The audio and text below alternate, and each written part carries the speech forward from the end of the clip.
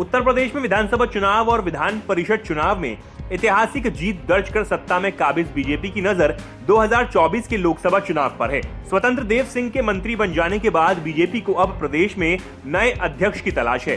सूबे में बीजेपी के प्रदेश अध्यक्ष बनाने के 20 साल के सियासी पैटर्न को देखें तो किसी ब्राह्मण समुदाय के हाथों में कमान दिए जाने की सबसे ज्यादा संभावना है, लेकिन दलित चेहरे पर भी मंथन हो रहा है। बीजेपी अध्यक्ष के लिए किसी ब्राह्मण चेहरे पर मुहर नहीं लगती है, तो दलित चेहरे के तौर पर विद्यासागर सोनकर का नाम सबसे ज्यादा चर्चा में है। हालांकि बीजेपी उत्तर प्रदेश अध्यक्ष के पद पर श्रीकांत शर्मा और दिनेश शर्मा सहित महामंत्री अनूप गुप्ता का नाम तेजी से चल रहा था, लेकिन जातीय समीकरण के हिसाब से प्रदेश अध्यक्ष के पद पर विद्यासागर सोनकर फिट बैठते हुए दिखाई दे रहे हैं। वे दलित समुदाय से हैं और जिस तरीके से इस बार विधानसभा चुनाव में दलितों ने बीजेपी का खुलकर सपोर्ट किया था, उसी तरह से 2024 में इस वोट बैंक को बनाए रखने के लिए बीजेपी ये दांव चल सकती है। ऐसे में सवाल उठता है कि कौन विद्यासागर सोनकर हैं जिन्हें प्रदेश अध्यक्ष बनाए जाने की चर्चा तेज है। आरएसएस की पृष्ठभूमि से आने वाले एमएलसी विद्यासागर सोनकर का नाम प्रदेश अध्यक्ष पद की रेस में सबसे आगे माना जा रहा है। साल 1985 में बीजेपी के बूथ अध्यक्ष और 1989 में सपासद का चुनाव जीतकर अपनी सियासी पारी शुरू करने वाले विद्यासागर सोनकर एमएलसी बनने तक सफर में कई उतार चढ़ाव देखे।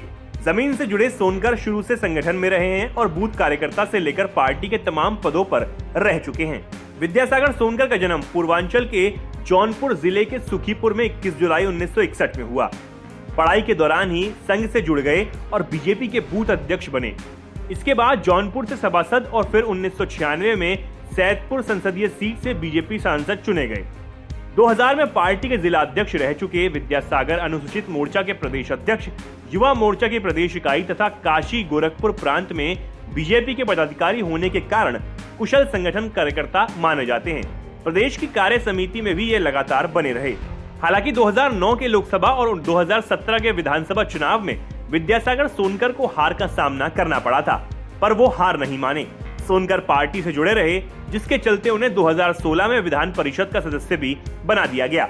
बीजेपी के प्रकोष्ठ में विभिन्न पदों के अलावा बीजेपी के अनुसूचित जाति मोर्चा के प्रदेश अध्यक्ष भी रह चुके हैं। केशव प्रसाद मौर्य से लेकर स्वतंत्र देव सिंह की टीम में प्रदेश महामंत्री पद की जिम्मेदारी भी संभाली है। बीजेपी संगठन के तमाम विभिन्न पदों पर और जनप्रतिनिधि रहते हुए विद्यासागर सोनकर आम जनमानस के बीच हमेशा सुलभ रहे। इसी के चलते उन्हें 2017 में हार के बाद एमएलसी बनाया गया, तो अब 2022 के चुनाव में बीजेपी की जीत के लिए अहम भूमिका अदा की। 2022 के उत्तर प्रदेश विधानसभा चुनाव से पहले लोगों तक पहुंचने के लिए जो 6 यात्राएं निकाली गई थीं, उसकी जिम्मेदारी विद्यासागर सोनकर को ही सौंपी गई थी।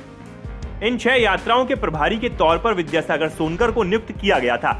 माना जा रहा है कि उनके दलित जाति और संगठन के अनुभव को देखते बीजेपी उन्हें पार्टी की कमान सौंपने की तैयारी कर रही है।